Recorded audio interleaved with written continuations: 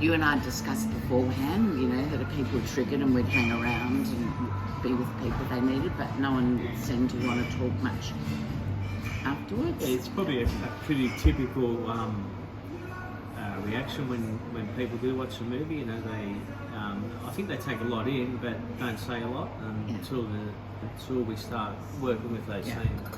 Yeah. So then, as we expected, it was a bit of a slow start the next morning. Yeah. It was cool weather, refreshing weather, not quite like it is at the moment. It wasn't cool, it was bloody freezing.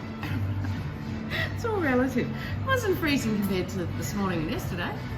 Oh, I think it was. I think it was colder. Oh, that's right, it was too. And I wasn't running at 5 a.m. No. I was very snuggled in my bed, appreciating that I'm normal life I have a doona rather than heavy blankets, I must say. And I do have to say that it's probably the first time we've ever run in long sleeve and another top over the top. So right, that's right. Cool. Okay, I reverse it. It was cool in the morning and beautiful, clear Central Australian days. Yes. Blue skies, t-shirts. And a beautiful spot out there too. And I love the fact that everyone's got their little cabin, and Mob love the fact that we do it that way, that they get something special for them, you know, staying there. For you, what was the best part of the program with regards to the themes?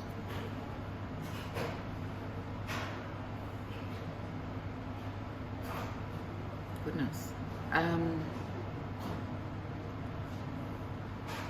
Because I might say that we went after watching the movie Monday night. Tuesday, we went through with everyone that was there.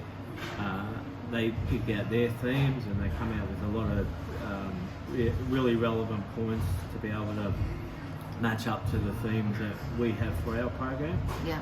And then we started to workshop those 6 themes. And I remember what I said at the time.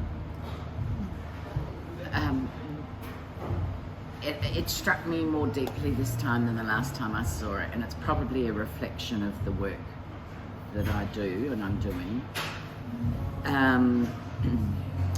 I just wish that every one of our Aboriginal communities' police sergeant was an Uncle Tex.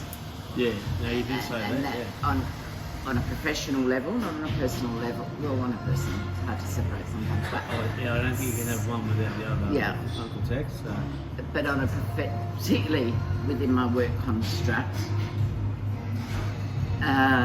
you know, if we had an Uncle Tex as the police officer in every community, especially because my staff are night patrol, and there is or meant to be a close affiliation with police, which is sometimes fabulous and sometimes fraught with complexities.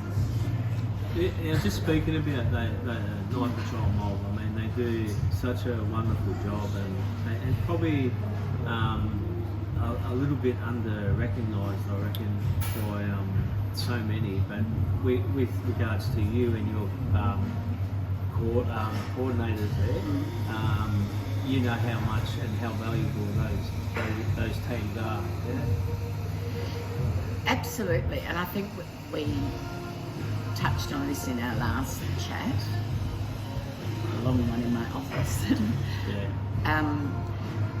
The complexities for night patrollers in community where they've got to deal with some very, very challenging and confronting situations quite often, that can be one of two things. It can either be their own family, so that's a really difficult line for anyone to tread, let alone an Aboriginal person in their own community. Or they may be dealing with a family where there is some conflict between their own family, and the incident they've gone to may have nothing to do with that inter-family conflict, but it still then becomes quite a confronting and challenging, awkward thing for the patrollers. And like many, many different workforces, teams in communities, which people often, white people will just label as nepotism, you tend to have a family group that'll work together. So this family, they may often go down the health route, and others may be involved in teaching. Yeah. So it means that we often have family groups as our night patrol team. Yeah, correct. And that's to do with all the cultural relationships, so it makes it easier to work with and comfort and safety. And it can be difficult having, ideally we have representation for the whole community, but that actually, in a cultural sense, often doesn't work. So we may have incidents with this mob, and there may be a lot of historical stuff between this whole family group that's the predominance of the night patrol team. Yeah.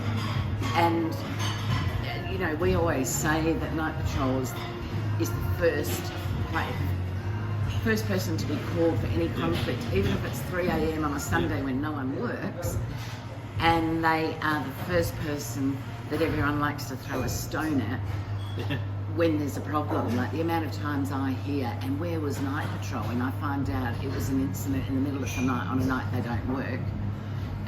It's first to blame, first to ask for help. And also the night patrollers, and they talked about it this time, they always talk about it when we're together. They're adults, most of our staff are more mature, we do have some young ones.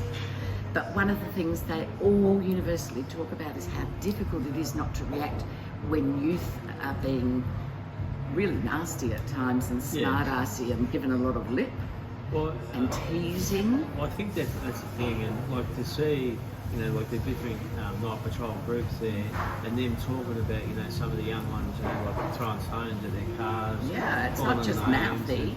And those sort of things.